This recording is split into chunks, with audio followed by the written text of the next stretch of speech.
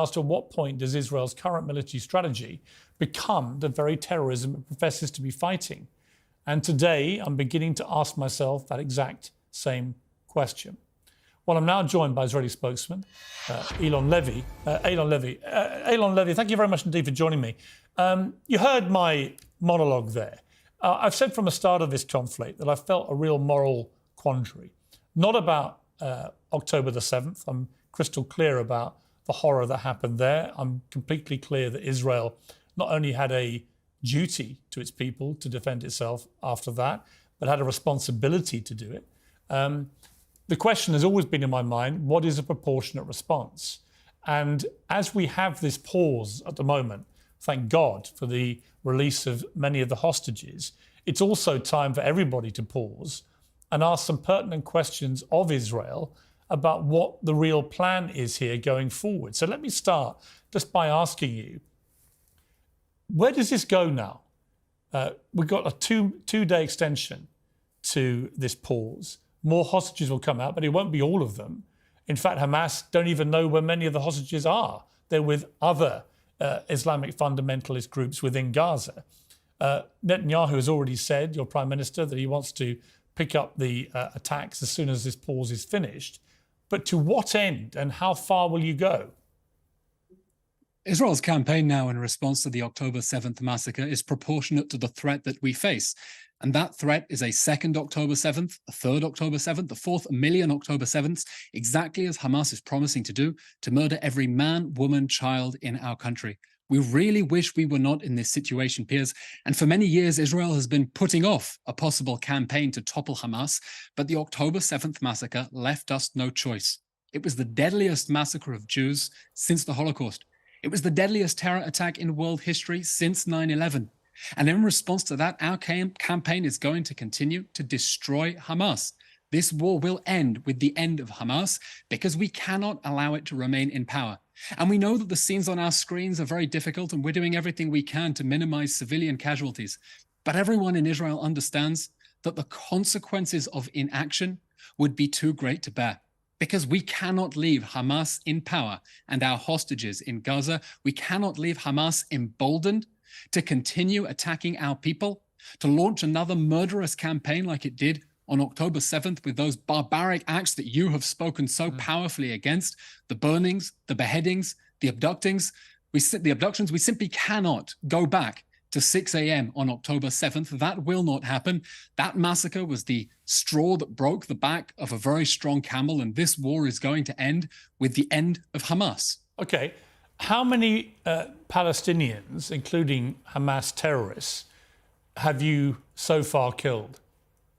We know that we've killed thousands of terrorists.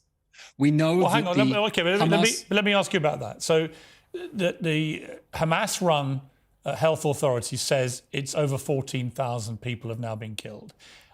Of that, I mean, do you accept those numbers? Because they have been endorsed by other bodies, but do you accept that those numbers are fairly accurate? Historically, they have been.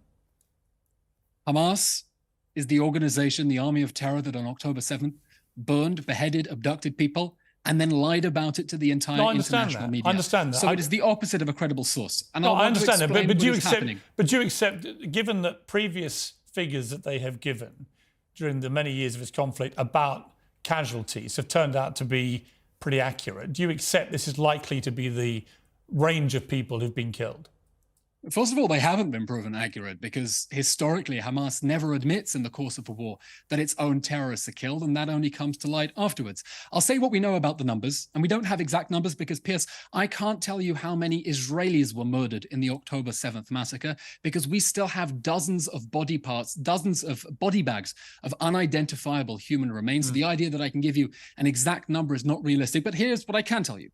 One, we know we've killed thousands of terrorists because our campaign has been target the monsters who perpetrated the October 7th massacre. How do you know they're terrorists? Two, we know, how do we know they're terrorists? How do you tell a Hamas terrorist from a Palestinian civilian who's not part of Hamas?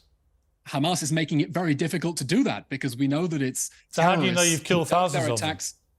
Because we know who we are targeting. We are targeting on the basis of precise intelligence. This isn't an indiscriminate bombardment as many would like to paint it. Hamas knows that we do not target civilians. It seems to know that better than some in the West. That's why, for example, we recently declassified an intercepted phone call of Islamic Jihad terrorists talking about transporting an anti-tank missile in a baby's pram, because they know perfectly well that Israel is trying to target the terrorists and not the civilians. Okay, but here's my problem with this, is that by your own admission, you don't know how many Hamas terrorists, and I categorize people who belong to the Hamas organization as terrorists, just for clarity. But you don't actually know, do you, how many of them you've killed?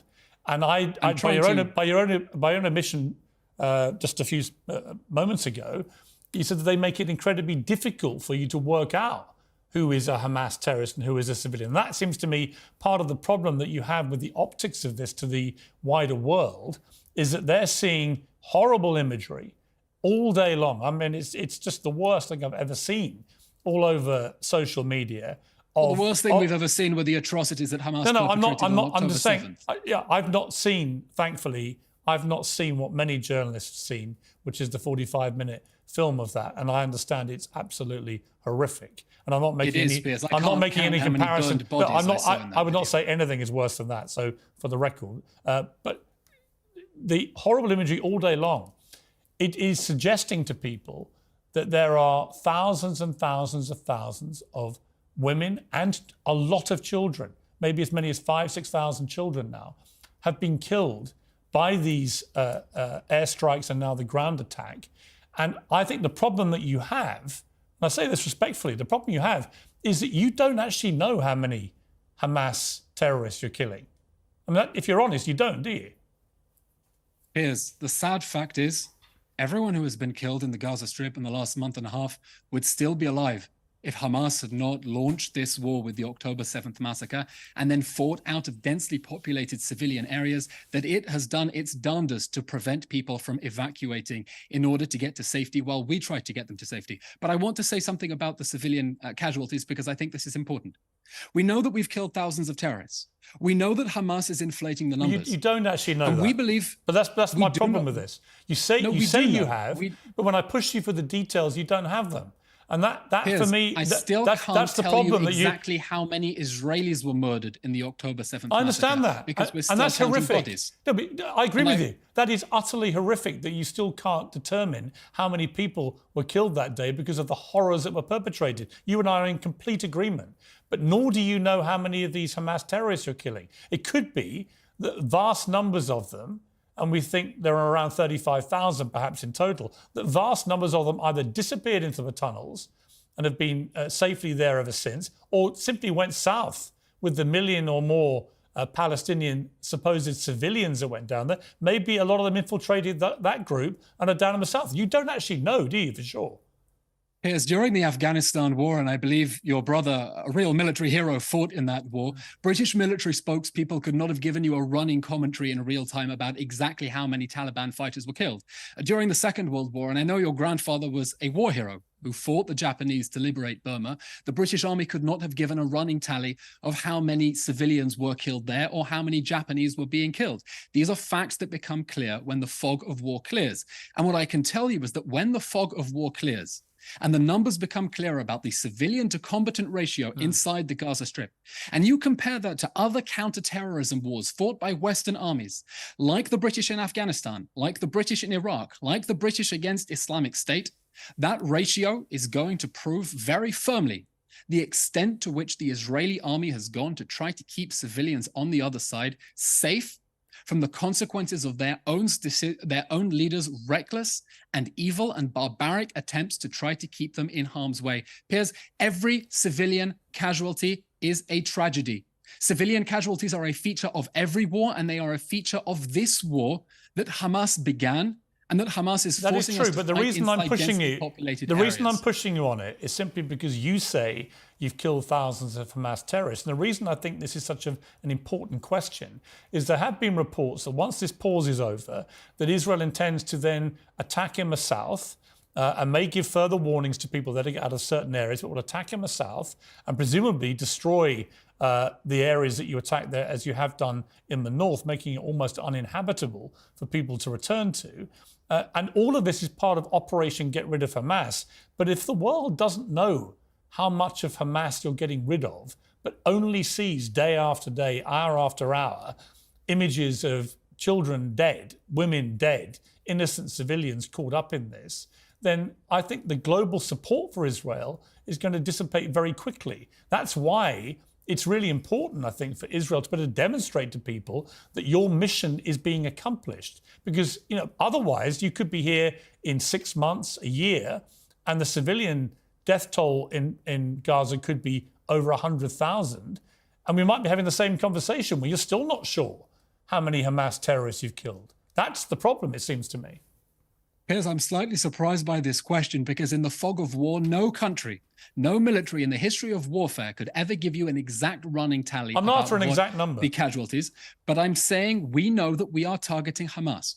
We know that we are targeting the monsters who perpetrated the October 7th massacre, and we know that we are trying to foil their strategy to hide behind women and children. And just this week, we've exposed the world the evidence of the bunkers that they built underneath the Shifa hospital that so many have spent so long trying to cover up and deny that Hamas is capable of using that strategy of human shields. Let me ask you, what happens, assuming this war ends, and please God it ends sooner rather than later, but assuming it ends, Benjamin Netanyahu has said he intends to effectively occupy, for Israel to occupy Gaza for security reasons indefinitely. Well, that's really what he said, indefinitely. That is you would be in charge of security. I mean, you're already in charge of a lot of their food, their energy, their water. If you start adding security as an umbrella, basically you're occupying Gaza. That is not anything that anybody wants outside of, it seems to me, him and his cabinet. I mean, it's not what you would want, is it? No, Piers. Israel does not want to occupy the Gaza Strip, and that is why 18 years ago Israel left the Gaza Strip. So why would he say he wants to do that indefinitely for security reasons? Because the sad fact is, the Prime Minister has said, we do not want to occupy Gaza. To say that the Prime Minister said that is simply false. He said Israel will have to, for some period, to exercise security control to prevent that area from being demilitarized, just as President Biden said in his own column in the Washington Post that there will have to be interim security arrangements. How do you do that? We're going to have to prevent smuggling of any weapons inside the Gaza Strip after we have totally destroyed the Hamas terror infrastructure. Piers, in the years that Israel has been out of the Gaza Strip, all that concrete that went into Gaza and was supposed to build people's houses went into tunnels. All those pipes that were supposed to go into water pipes, Hamas dug them out and then filmed propaganda videos of them turning those water pipes into rockets and shooting them at Israel. And that is what we have to prevent to stop this happening again. But if you displace the vast majority of civilians, as you have, and you destroy large amounts of their homes, what do they come back to? After the day after Hamas, and I wish it were next week, but it will take time, there are 3 things that are going to happen. The first is the Gaza Strip must be demilitarized. We will never allow it to be used as a base for operations from a terrorist group to direct attacks against our people, just as the UK and 85 other nations came together to deny ISIS its territorial stronghold. And they did to Raqqa and Mosul what they did to Raqqa and Mosul because they understood that a jihadi group like that must never be allowed to hold territory to attack innocent people. The second thing is the Gaza Strip must be de-radicalized. The youngest terrorists who perpetrated the October 7th massacre weren't even born when Israel vacated the Gaza Strip in 2005, and they were raised on a diet to glorify jihad and martyrdom. The third thing, I want to address the question of reconstruction. Yeah. The Gaza Strip is going to have to be rebuilt, and this time, it's going to have to be rebuilt in a way that ensures that the concrete genuinely goes to people's homes and doesn't go into the tunnels, because otherwise we're going to be in the same situation but this sounds very like again, to me, and the consequences for the Palestinians will also be severe. But with respect, the only way you can do all this is with a form of occupation, whether you want to call it that or not. That's the only way you can do this. And my other question to you would be this. Is there not a danger, you talk about radicalization there, is there not a danger that the longer this goes on and the more innocent people you kill as you try and target Hamas, that you build up a whole new generation of Palestinians who are radicalized to hate Israel and want to exact revenge? Isn't that a real concern right now? I don't think during the Second World War, when the Allies were bombing The Germans and the Japanese people claim that if you continue bombing Germans and Japanese, you'll raise a new generation of Nazis. And that's because they realized these were people who were radicalized beyond measure. And after the war, there had to be a serious process of de-radicalization. Piers, the facts are that 85% of Palestinians across the West Bank and the Gaza Strip support Hamas's atrocities on October 7th. That is the first polling evidence that has come out. The level of radicalization is already severe. And it is that radical element that we have to deny a stronghold from which to perpetrate atrocities against our people. And we think it's important that the whole international community understand the extent of the rot of the Hamas death cult that has raised a whole generation, tragically, after the greatest opportunity for peace in the Middle East, that 2005 withdrawal. There has to be a serious push towards de-radicalization to ensure that this never happen again. And we expect the international community to work hand in hand with us on that. Listen, I've got to leave it there, but the big question is whether what you're doing now and what you intend to do in the next few weeks and months will actually begin the end of that radicalization or make it a lot worse. And that is a question I think we just don't know the answer to. But Elon, Levy, thank you very much indeed for joining me. Could I complete an answer, perhaps? If you're quick. If this war doesn't end with the end of Hamas and the return of our hostages, we know that Hamas will attack us again. That's what it says it wants to do. And so if you're talking to me about extremism, we know that a Hamas that feels emboldened because the world tells it Israel has no right to defend itself, that is the surefire recipe for more radicalism and extremism and more death. And we're determined to put an end to this cycle of violence, and we'll end it. We'll end this war, and we'll do it by ending Hamas. Elon Levy, I really appreciate you joining me. Thank you very much indeed. Thank you very much, Piers. Anytime. Here are 5 tips for living happily. 1. Practice gratitude. Take a moment each day to appreciate the good things in your life. Being thankful for what you have can boost your happiness. 2. Surround yourself with positive people. Spend time with friends and family who uplift you. Positive relationships can bring joy and support to your life. 3. Take care of your health. Exercise regularly, eat nutritious meals, and get enough sleep. A healthy body can lead to a healthy mind and better emotional well-being. 4. Set achievable goals. Have realistic goals and work towards achieving them step by step. Accomplishing personal goals can boost your confidence and happiness. 5. Think positive thoughts. Try to have a positive outlook on life. Avoid dwelling on negative events and focus on learning from challenges. Positive thinking can improve your mood and overall perspective. Remember, happiness often comes from how you view the world and your attitude towards life. By nurturing positive thoughts and healthy relationships, you can increase your happiness and find more satisfaction in your daily life.